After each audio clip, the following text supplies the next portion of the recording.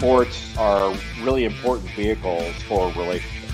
We have purpose. We have a why. We bring people together. We connect. I feel like God is our greatest supporter and our greatest coach.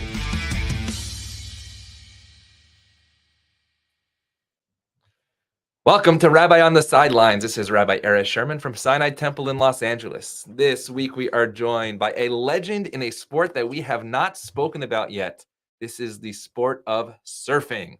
We are joined by Shaun Tomson, world champion in 1977, and author of this amazing, inspiring book, The Surfer and the Sage by Shaun Tomson and Noah Ben Shea. Shaun, it is so great to have you here. Thanks for joining. Hey, Rabbi, it's great to be on the show. I'm sure that that surfing and Judaism, there's a connection there, but I think not too many people know about it. Well, maybe we start with the crossing of the sea, where you think there were surfboards at that time with Moses. How did they get across that sea? Well, I think it was an exceptionally low tide, and the tide was going out, and Moses timed it perfectly with some divine intervention. Divine intervention and miracles. Actually, the miracle of the sea is not that happened, but that we're still talking about it today. And I think that's really your story right here of the surfer and the sage, that your journey is sort of improbable in terms of both the suffering that you witnessed in your own family, but also the achievement and purpose in life that you have been able to find and to inspire others as well. So let's just start from the beginning, because you're not from the United States, but how do you begin to love the ocean as a young person? The ocean is large and in charge. How does that love of the ocean come about? Yeah, large and in charge. I like that. Well, I grew up on the beach in Durban, South Africa. My father was born in South Africa. His parents came over from Riga during the pogroms at the turn of the century. My mom was born in England, grew up on the island of Malta in the Second World War, which was the most heavily bombed place in the history of the world. Even to this day, she endured 3,600 air raids. Wow. And then the island eventually starved. It was a strategic seaport in the Mediterranean run by the British, and it was bombed by the Nazis and the Italians. And then eventually she was evacuated after 4 years, ended up in South Africa, met my dad. They both loved the beach. They both loved the ocean. So my earliest memories are of growing up right there on the beach, my dad teaching me how to swim and surf. So it was sort of a natural progression. He'd been a great lover of the ocean, and he'd been one of South Africa's top athletes during his youth. His dream was to swim for his country and win an Olympic gold medal. But then he was very badly attacked by a shark. Right. And it nearly killed him, nearly bit his arm off. But ultimately he survived. But both of them were people of faith, and they were both people of hope. Mm-hmm. And no matter what had happened to them in their youth, my dad with a terrible shark attack, my mom, enduring 3,600 air raids, 2 direct hits. They both had this optimism, this faith, this hope, this light, which I think really symbolizes our faith, light. And so that symbolizes the faith aspect, but now take us to the wave. I'm going to show you a quick video here of you surfing, about what it means to catch the first wave. So let's watch this and talk about how that idea of faith and light goes into the ocean. My first memory of catching that first wave imprinted on me. And I think every surfer gets that feeling of seeing the world differently. And your life changes in that moment. For me, there was more to surfing than just catching waves. I always looked at what surfing had to offer below the surface, hitting that wave and riding through that tube of water that shot out the end like you're being shot out the end of a cannon. It's a sensation of just being in control and connected to the environment, connected to nature. So you catch that first wave. How do you do that? So many of us look out into the ocean, and as a surfer, you look back into the land. What is that moment of catching that first wave? First of all, what are the technical skills that perhaps are involved? What are the actually emotional and mental strength that you need to actually catch that first wave? Well, like I said in the clip, when you catch that wave for the first time, for many people, it can be life-changing. And certainly when you jump up on that board for the first time and you look back towards the land and you ride back towards the land, you just see life differently. I mean, yes, you see it differently from sort of an analog perspective, but I think from a soul perspective, you just see the world differently. It's like you're riding on this band of energy that was created by a storm thousands of miles away, and it's unseen, but you can feel it. And it's such a wonderful, it's such a wonderful sensation. So for me, there was certainly a gradual evolution because I started swimming. My dad taught me to swim, and then he taught me how to body surf. And then we had these small little belly boards that we rode on. So it was sort of this gentle progression. And when I stood up on a board for the first time, I was ready to stand up on a board for the first time. So it wasn't like I'd been through this process of instruction. It was like a process of evolution, which is a great way, I think, for an athlete to develop a love. There's no sort of, well, you've got to do it this way. This is the type of technique. It was just sort of more learning by osmosis. And it was very much this sensation derived attraction. I just love that sensation, this feeling of connectivity, of flow, of excitement, of exhilaration. Surfers call it being stoked. When you get stoked, you get that sort of magnetic connectivity to what you're doing, and it's just a wonderful, wonderful moment. I mean, a lot of athletes, certainly, it's your fundamental basis for being an athlete. You have this incredible sensation that is derived from what you're doing, from being in a state of flow, being in a state of control, being in a state of optimum concentration. But certainly there is a difference with surfing because you're not bounded by rules. There's no real coach. There's no teammate. It's just you're bored in the ocean. So you have a different sort of elemental attraction and connectivity. And then also there's the danger aspect too. There's the danger. I mean, sharks are always sort of a part of my mental experience. But, when you're riding a big wave, there's the danger of drowning. There's the danger of being hit by a coral reef. There's the danger of being run over by someone else. So there are many, many elements, many more elements at play, I think, with a surfer as opposed to football, baseball, basketball. It's different. It's not better. It's just very, very different. You actually talk a lot about waiting in this book and waiting for the wave, but they talk about the difference between waiting for nothing and waiting for the wave, that basically you're an individual, but there's lots of people out there. I'm sitting in Los Angeles, but when I take rides out to Malibu, often I see less people on a wave than waiting for the waves. I thought you put in a beautiful perspective that how you sort of play with the other people waiting while also respecting the individual. So what does it mean, or what's the difference between waiting for nothing and then perhaps waiting for that sensation that when it's the right time, it will be there?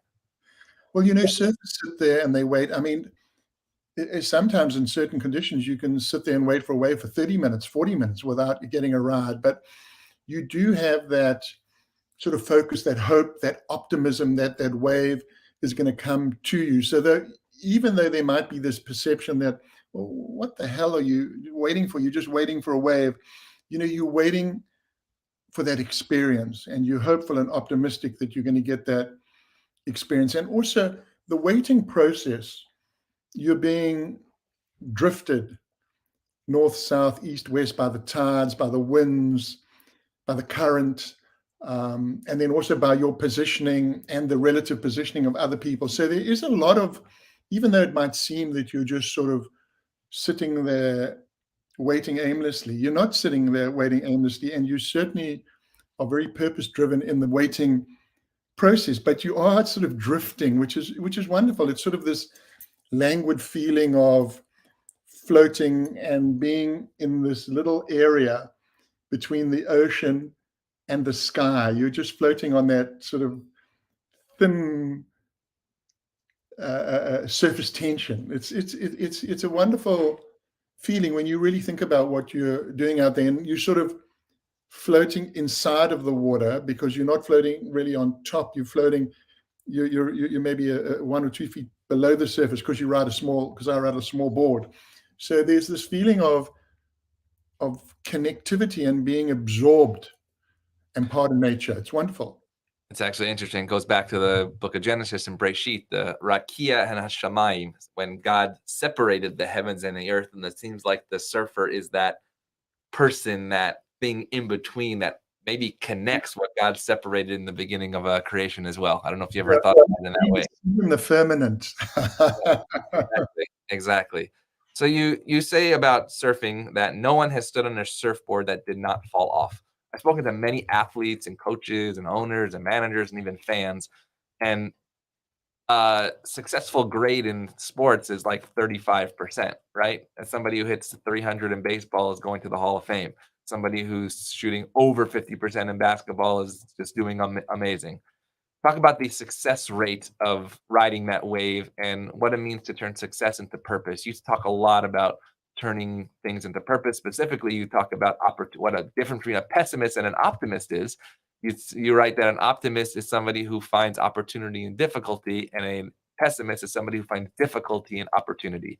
How do you take a low grade of how much percentage that you're going to succeed on a wave and turn that into optimism? You know, this is where surfing is very different, because most other sports, well, not most, all other sports are defined by numerics. There's a batting average, RBIs, whatever the sport, football, baseball, basketball, soccer, there's a number associated with surfing. There's no number associated with surfing in a general sense. Surfing competitively, yes, you do get a score for a particular wave. You get a subjectively judged score, just like boxing matches is subjectively judged. So there is, I think, a difference there with the way that we see surfing and the way that I respond to surfing now, even though my surfing career is a long way behind it. And I really do, like I said in the little clip, that I like to look below the surface. Like, what are the lessons that surfing can teach me about commitment, about hope, about attitude, about optimism, about pessimism?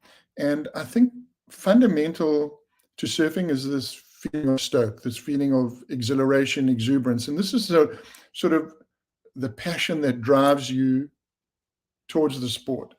And then fundamental to that is that optimism and hope that you are going to get a wave out there, because you're not guaranteed of getting a wave. But as surfers, we do have this hopeful, optimistic attitude that, yes, we're going to sit out there, and maybe we'll sit out there for half an hour, but that wave will come to us.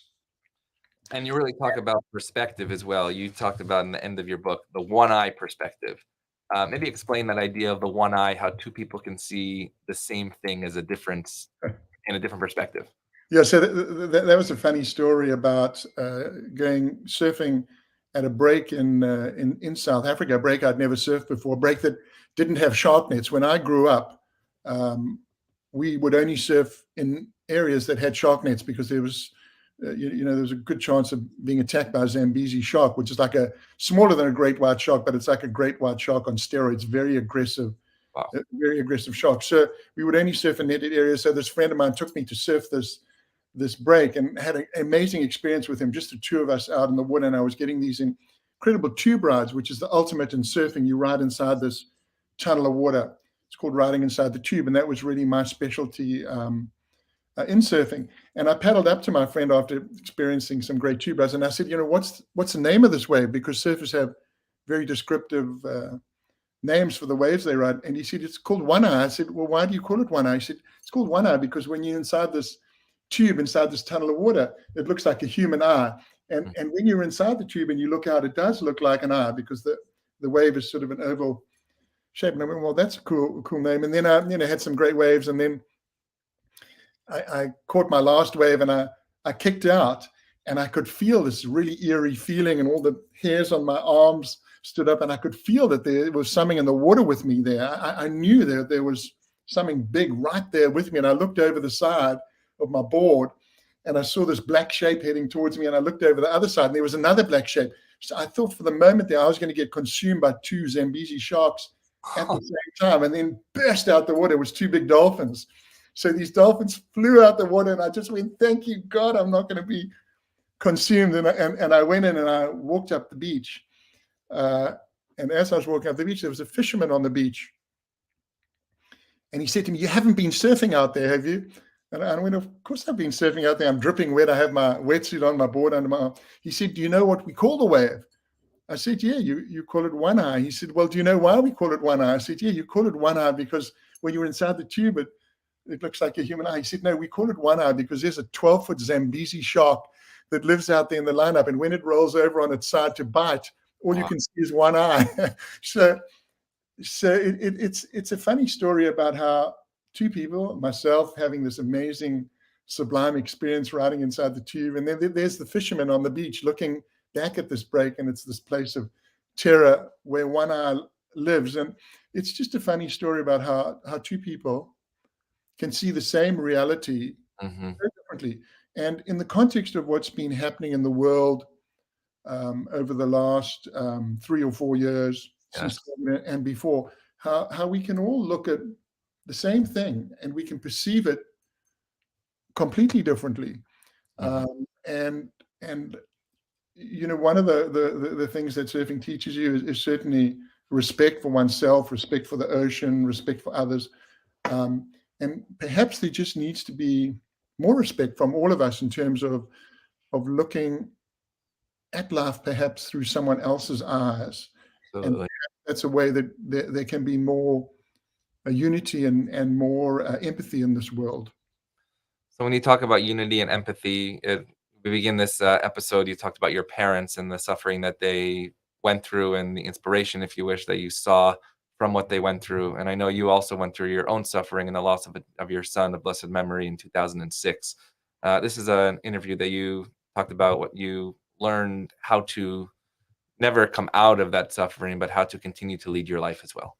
To me, living examples of how you could lead your life, even though you've suffered and you've been through a tragic period.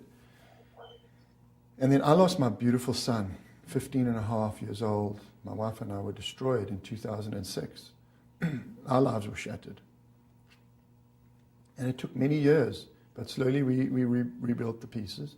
And surfing certainly helped me, rebuild the pieces. It took a while before, my stoke was burning again because it was extinguished after that.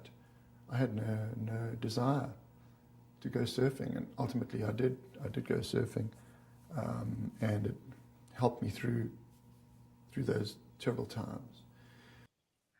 You talked about the light being extinguished, and in your book, you talked about this sort of moment of aha when I believe you were sitting in a shul in a synagogue, and you looked at the Ner Tamid, the eternal light, and you realized that your son would always be with you. Maybe if you're comfortable sharing just the experiences of both being broken, but also rekindling that light of your son that continues with you today. Yeah, I think after that period, when my wife and I lost our child, and you think that, you think that Hashem's deserted you. You think God's deserted you. You think, how could this happen to me? I was a good person. I try to do good for my sport, for my country, for my friends, my family, and like, how could this happen? How could this happen to me? You feel deserted. You feel adrift. Life is dark. And then I started going back to my old shul where I had my bar mitzvah, and it was called Temple David. Beautiful name, in Durban. And I would sit there and I'd look up at the ark, and then I'd look up at the Ner Tamid, and I think about light, and I think about how this is sort of foundational to life, to religion, to Judaism. And my son had written this essay shortly before he died. And in this essay, he'd written the words, "The light shines ahead." It was about tube riding. It was about what I was sort of known for in surfing, about creating a whole new way to ride the tube. And he wrote these words. So these words were very much a part of him. They became a part of me. And then when we were recovering from the terrible loss, and we're in a hospital, and a friend came to see us, and he said, I have a message from Matthew. And one bolt of lightning hit that hospital, one huge thunderclap out of a completely clear sky, Rabbi. It was like mind-blowing to be sitting there and have someone say, I have a message from Matthew. He wants to know he's okay. He made a mistake. One bolt of lightning. And it was like God was telling me something. And then that was sort of a start of our path forward in that one bolt of light. Eventually, a friend of mine that I was at school with kept phoning me up, Shaun, I'd love to take you surfing again. You need to go surfing again. And it'd been a couple of months. And eventually said, okay, I'll go surfing with you. So he took me to a break. And this is how life and God can work. So he took me to this break. I'd never surfed before. And we walked down these steps, and the sun was rising. It's on the East Coast where I used to live in South Africa. So the sun was rising out of the ocean. It was just amazing. It was such an amazing sight to see the sun boiling up out of the ocean. And I just felt connected to my son, and connected to life, connected to God. And then I paddled out. And then as I was crying, it was like the waves were washing into me, and they were washing my tears away. It was amazing. And then I sat and I waited for a wave, and I could feel Matthew was with me. Matthew, his name in Hebrew means gift from God. That's what our son was. So I caught my first wave, and I could feel, man, Matthew was with me. And I rode the first wave and paddled back out, and I rode another wave and paddled back out and rode another wave. And then I paddled back out, and I said to my friend, what's the name of this wave? He said to me, Sunrise.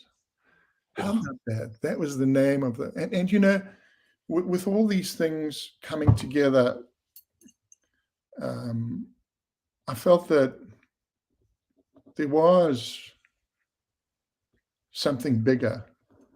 It wasn't just me, but there was something there that was what was a lot bigger, that was there to maybe guide me and comfort me. And then, I took my life down a different path. I went down a path of using what I'd learned, and using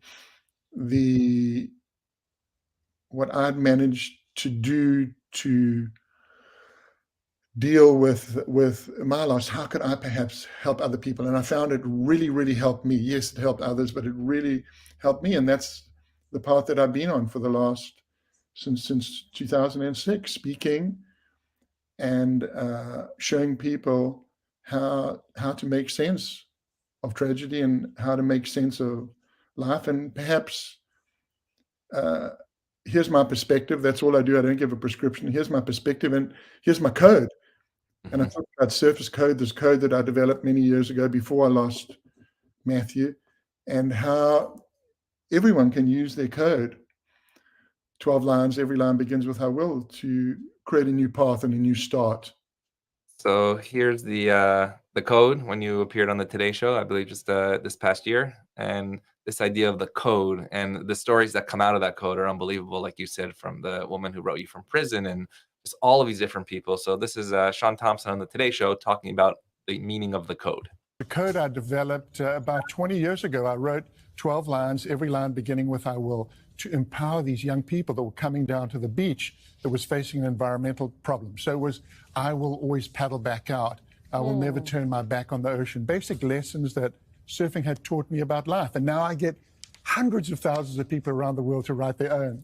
That don't all have to do with surfing or the ocean or... Correct. Businessmen, PTSD survivors, people in rehab clinics, massive conglomerates. So it's just a way for people to empower themselves and think about how to catch the next wave. Yeah. How to catch the next wave. And in that clip, you talk about the difference between I try and I will. Because I try, you said, it's up here, but I will. When you write that on paper, you see what you did. So explain how you went from the surfer's code, I believe many years ago, to the code, which is just out more recently. Yes, so I wrote Surfer's Code many years ago to inspire and empower these young people that were coming to the beach as a way to inspire environmental consciousness. And I made them up. I turned the 12 lines into a little card, and I gave the cards out, and the cards became popular, and the cards eventually led to my first book called Surfer's Code, which was an exploration of each of the 12 lines. But every single line began with those two words of absolute, unequivocal commitment, I will. And especially from an athlete's perspective, you will not succeed unless you have a committed attitude. There is no way, no matter what sport you play, unless you are absolutely committed, you will not succeed. But athletics is very difficult, and sometimes it's very hard to focus and find a clear path forward. And I found 12 lines, every line begins with I will. It's a really wonderful way to look at your life and to look at your mission in a very simple but very effective and powerful way. So I was speaking at a school after I came out with my first book about Surfer's Code, and on the spur of the moment, I said to the young students, they were high school students, a little school in Santa Barbara, Surfer's Code's my code. I wrote it in 15 minutes, 12 lines. Every line begins with I will. What about all of you writing your codes? 12 lines, every line begins with I will. Just write down your purpose, write your path, find your power. So the very first line of code I got back was from a young girl, and this was in 2006 or 2007. I will be myself. Mm-hmm. Now, based on what had happened to our beautiful son, who played a dangerous game he heard about at school. They all wore school ties. He played a terrible game called the choking game. This young girl, and we'll never know whether it was this peer pressure, but he heard about it at school. But this girl was, I will be myself, power. She wasn't going to be victimized. She wasn't going to be bullied. She was going to go down her own path. And then all these other kids wrote these beautiful, beautiful, beautiful lines. So it led to another book called The Code, The Power of I Will. And ultimately now, millions of people have written their codes around the world, 12 lines. Every line begins with I will. It's just a simple way, not only to define your purpose, but also it's a simple way to deeply connect with other human beings.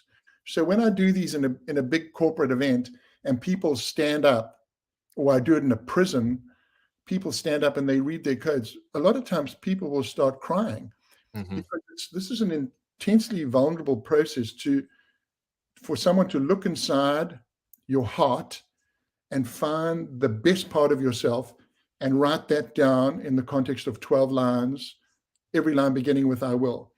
So not only does it show absolute commitment, focus, and purpose, but it also shows deep love for self and deep love for others. Because I've read millions of lines of code, and this is life purpose, Rabbi, as I've seen it in the context of a code. The two principal commitments that people write. Number one is I will be better. We want to be better dads. We want to be better spouses. We want to be better team members. We want to learn more. We want to be better. And then we want to help others be better.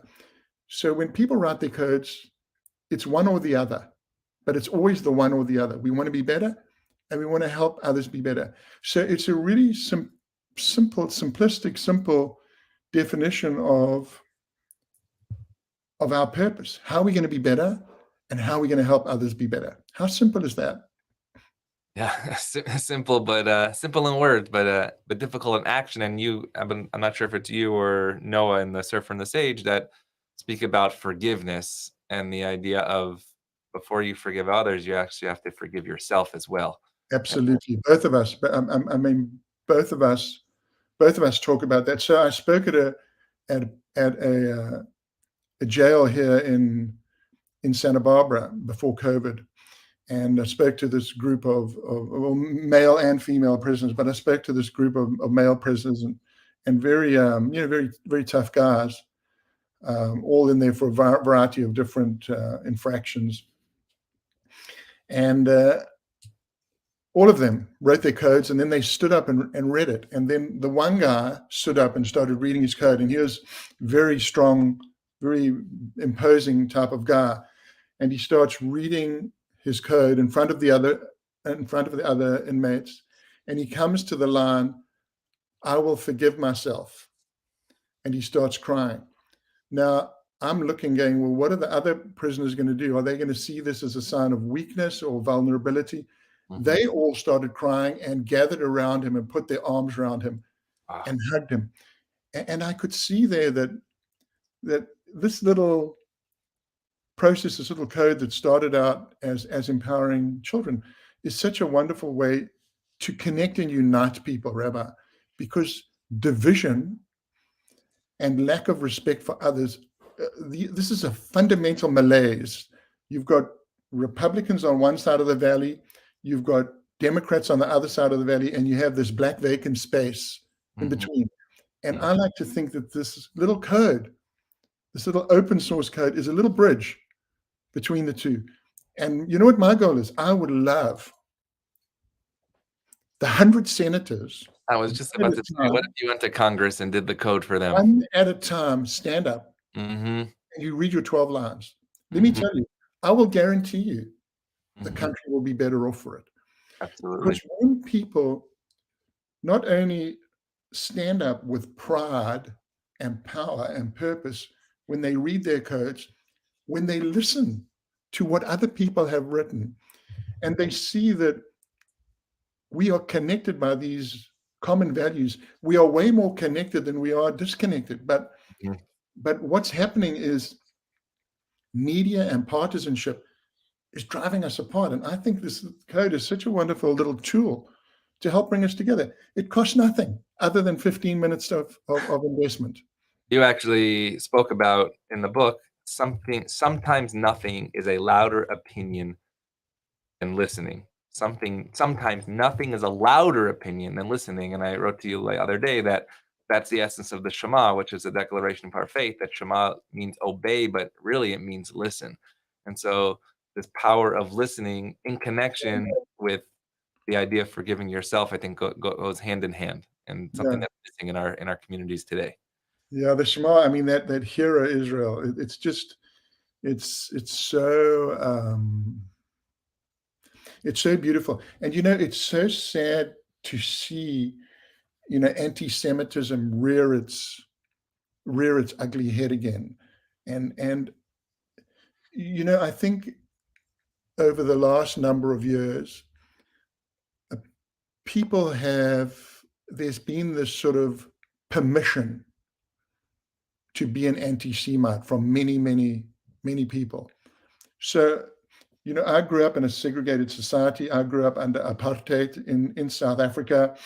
And yes, we were Jews, but we were part of the privileged white class. And ultimately, South Africa became a democratic nation when Nelson Mandela was released from prison in 1990, and we had our first democratic elections in 1994. But I mean, I saw racism and anti-Semitism firsthand.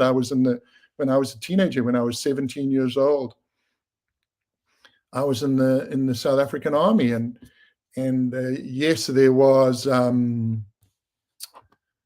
anti-Semitism directed towards us Jews, because people knew we were Jews. We eat kosher food, and even though I wasn't really that kosher, but everyone knew who the Jews were.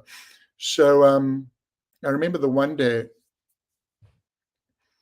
and the Jews in South Africa, from my father's generation that fought in the Second World War, These were all tough guys. They were fighters.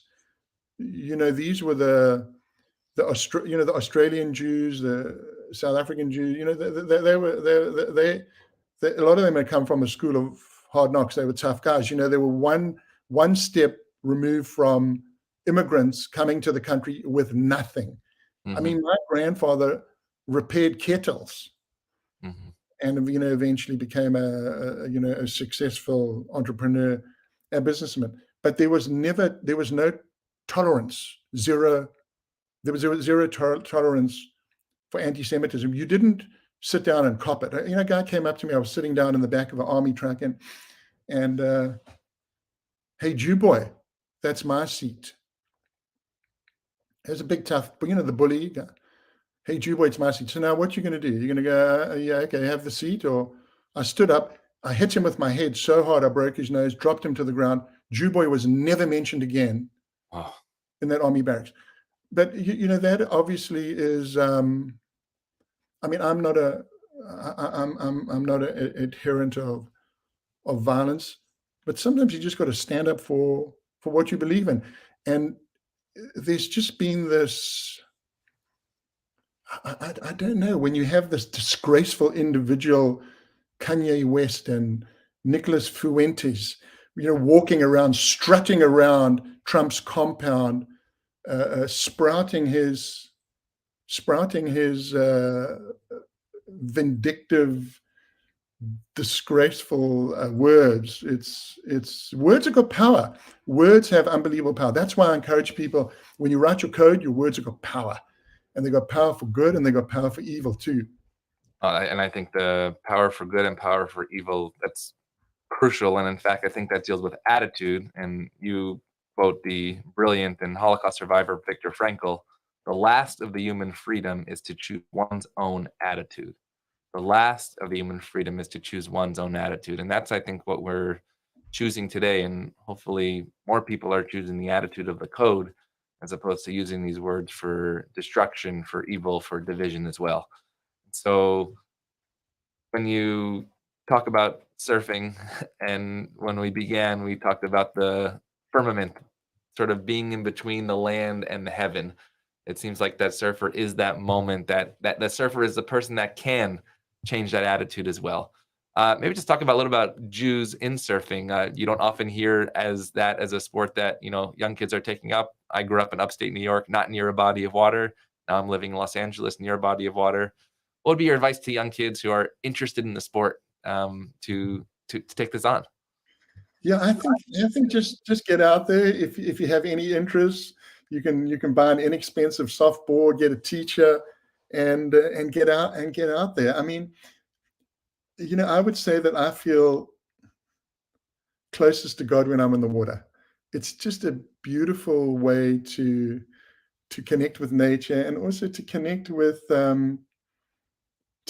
your faith. So yes, there are not that many Jewish surfers around. I'm the only Jewish world champion, and I was very honored to be inducted into the Jewish Sports Hall of Fame in Netanya in Israel. And I went over there for the induction. It was a wonderful ceremony.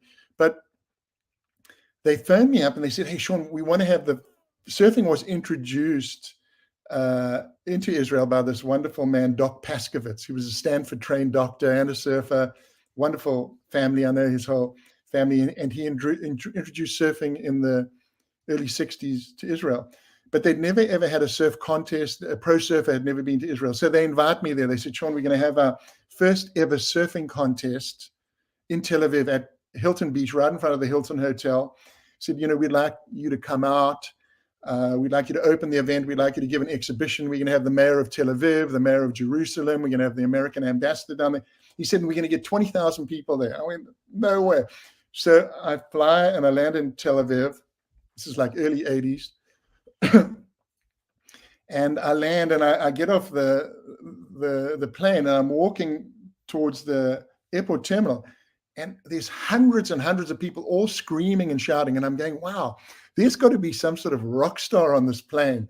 And they all scream. And as I get closer and closer, they're all screaming and shouting for me. It was such a wonderful, wonderful experience to get that amazing welcome. So now they take me to the hotel. And I think, as I remember, I'm staying on the 13th floor overlooking the break where the surf con is going to be held the next day. And it's absolutely flat. I'd never seen the Mediterranean before. There's not even any white water. It's like a bath. I'm going, it's impossible that they're going to have the surf contest tomorrow because it's absolutely unrideable. So that night we go out and we go out to all these parties and we're just having a fantastic time, and we get home really, really late. And then I wake up the next morning and I pull open the curtains and there's the surf, 4 to 6 feet, perfect. I'm going, only the Jews could pull this off. Maybe it was the song of the sea. Mi chamocha be'elim Adonai, who is like you, God. And maybe that's what they sang when they actually crossed the Red Sea. It was so funny to see this incredible wave. And then we had thousands of people there and I gave an exhibition. It was just amazing. Only the Jews could pull it off. So I want to conclude on a lighter note in terms of this beautiful, the sport of surfing, and this video of, I believe, J Bay, and maybe you can explain your love of J Bay. I love that wave. I first started surfing Jeffreys in 1968, and my first trip to Jeffreys, I went there with a short board. And in those days, we only surfed right at the end of the break called the point, because the waves were, it was just considered too fast and too dangerous. We had no leg ropes then, so it was, very intimidating to surf there on a big day. And it really helped me in identifying what kind of lines I need to draw. Because it's just this beautiful, long, powerful, strong wave. So the lines that you need to draw, where are the lines between living that sort of dangerous life in the tube and, I don't know, living a life that I guess is safe and we don't take any risk? Yeah, I think for, as sort of a former athlete and someone who still loves surfing, risk is just part of that experience. It's part of that commitment. It's part of taking that chance. And I think the greatest athletes are the athletes that put it all on the line and they're not scared to fail. And I've certainly taken those lessons through into my business life, and I like to think that I go for it. I'm not afraid to fail. In that little surface code, I wrote one of the lines, and perhaps one of my favorites is, "I'll always paddle back out." So you can try and you can fail and you can wipe out, but then you have the hope and the optimism to jump back on your board and paddle back out and to find that next wave. So for me, that's a good way to end, Rabbi, that I'll always paddle back out. I think it's a wonderful metaphor for people who have been suffering in today's times, that there will be another way for all of us. We just got to paddle back out to find it. Yeah, and I think that's a beautiful message, not just for the Jewish people. In fact, we're called in the book of Zechariah, Asirei Tikva, prisoners, but in fact, prisoners of hope. And what you do, not just in prisons, but in schools and life, is show us that way of tikva, show us that way of hope, and the idea of that's what we've done as a Jewish people, from literally the destruction of the temple and the first exile to today, that we continue to paddle back out as well. I'm actually would love for you to maybe join us at Sinai Temple on Passover when we read that Song of the Sea and address us in terms of what the meaning of the sea is within our own lives. In fact, many, many years past that miracle, because we continue to read that miracle today. Shaun, yep, go ahead. Amazing, Rabbi. I would love to come down there for Pesach. So connect me up, and it would be so wonderful to come down and meet the congregation, meet some of the students. It would be really cool. Thank you. And we are just thrilled to have Shaun Tomson, world champion surfer. If you don't have this book yet, please make sure you have this on your shelf, The Surfer and the Sage. If you haven't written your code of the 12 lines of I will, make sure you begin that process, as well as changing that attitude in life from despair to hope. Shaun, it's so great to have you on Rabbi on the Sidelines, and we look forward to seeing you soon. Thanks, Rabbi. Cheers.